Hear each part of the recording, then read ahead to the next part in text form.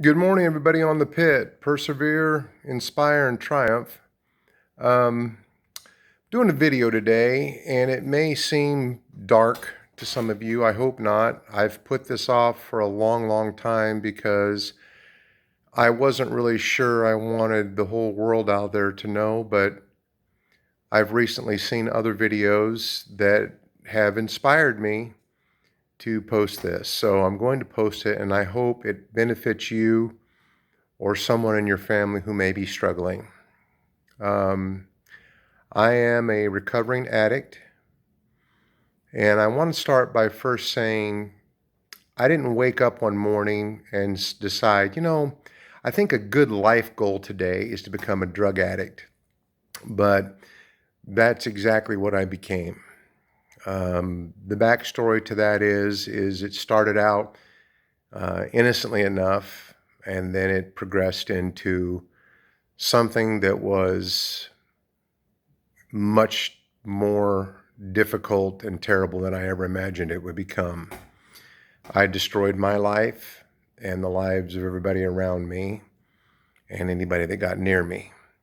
I became someone I didn't recognize, and neither did anybody else. Um, the only thing that was important to me in my active addiction was getting my next hit. That's all I cared about. And like many addicts, I lied, I cheated, and I stole to support my habit. The only time I ever felt fear or panic over what I was doing was when I was about to run out of drugs. And so I spent a lot of time plotting and scheming and figuring out ways to get my next drugs. And that was all I cared about.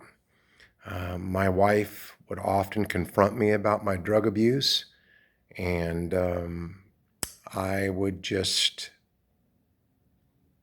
clam up, or I would lie to her.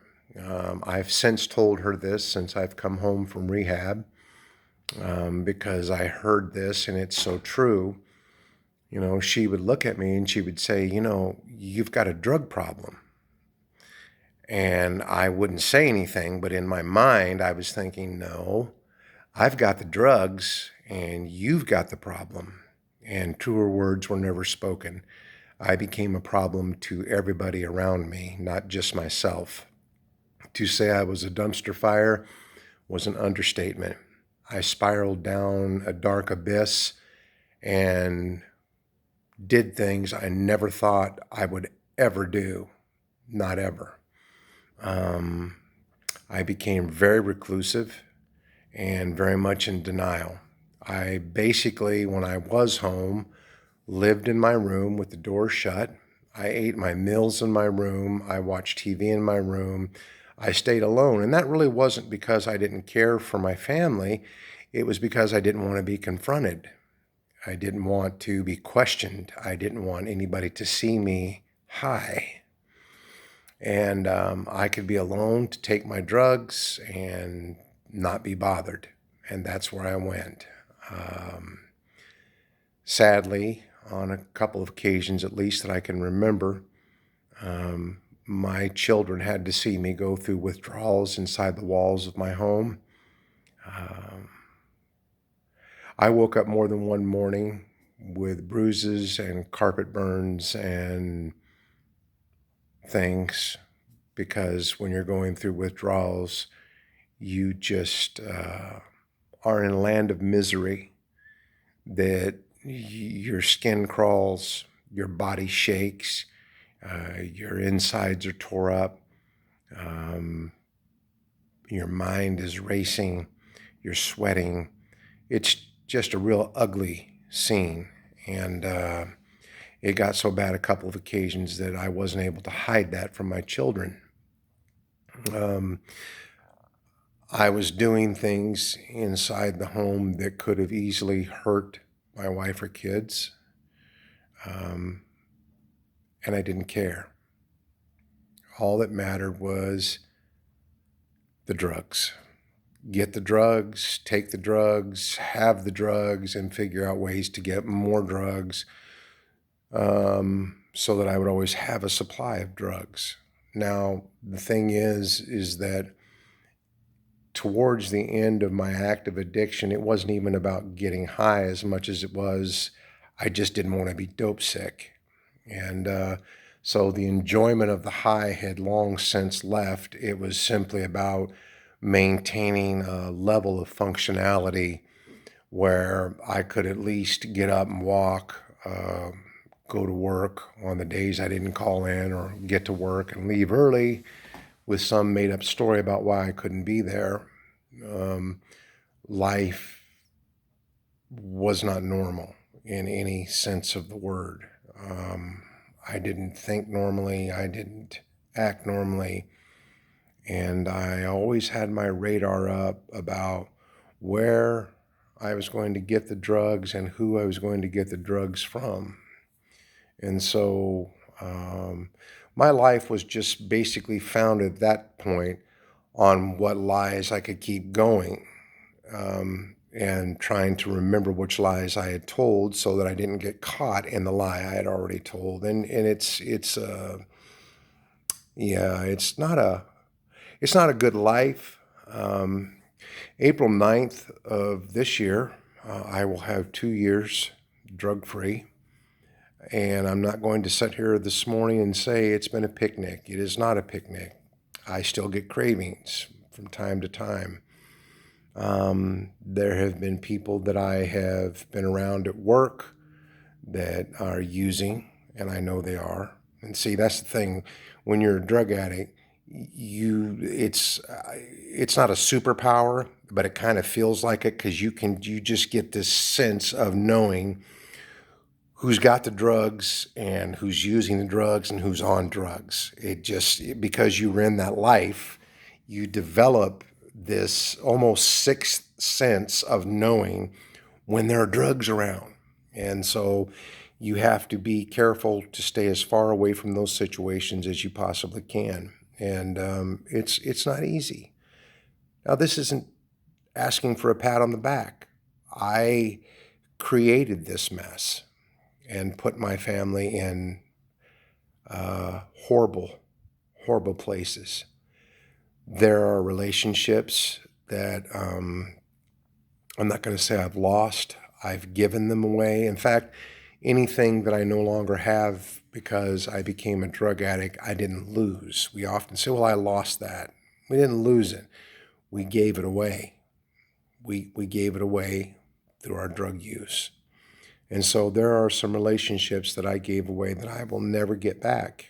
The hurt, the pain, the emotional scars I left on people, they just are not going to be able to recover from.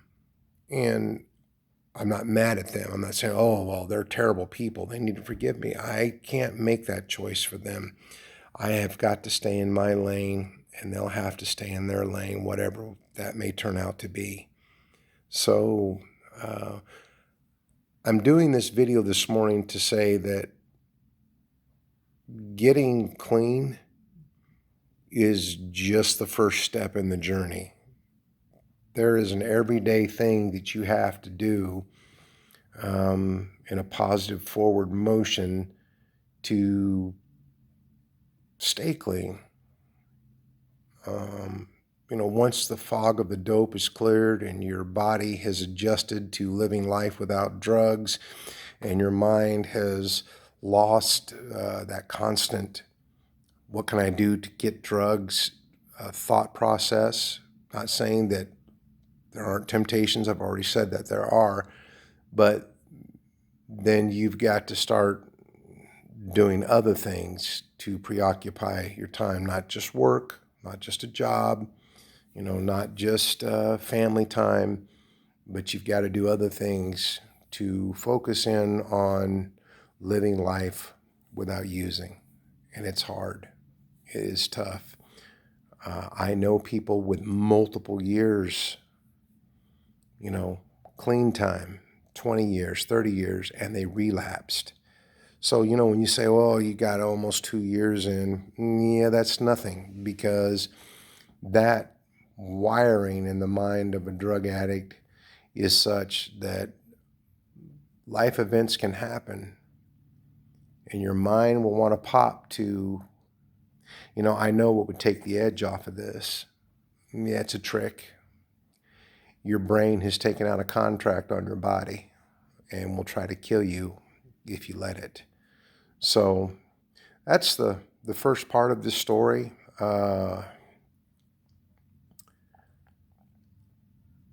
I'm going to share some other things in later videos about my life, both before, during, and after addiction, that I hope will help. So anyway, this is the Pit. I hope this wasn't too heavy of a subject for you. I'm not trying to bring anybody down. What I'm trying to do is put it out there that when you see the addict and you think, man, that person is just a loser, there is a human being in there that's not a loser. And as I said to start this video, I didn't get up one morning and say, boy, what a great thing on my bucket list. I want to become a drug addict. No, I didn't want to become a drug addict, but I certainly became one. And I'm not blaming anybody, but I'm just letting you know that drug addicts it isn't just a spur of the moment decision. Like, man, let's just become addicts and all the hell that brings. Not good. So please don't take this as being such a downer. I know it's a heavy subject, but it's a subject that is happening in homes all across this planet, from very poor families to extremely wealthy families. I know judges and cops, lawyers and doctors, business people, CEOs that are addicts, both active addicts and recovering addicts. So it strikes every part of life. It isn't just the guy or the girl behind the dumpster in an alley with a needle hanging out of their arm. There are plenty of people wearing $5,000 suits that have a drug problem. Anyway, hang in there, stay home, stay safe, don't get coroned out, and take it easy. God bless.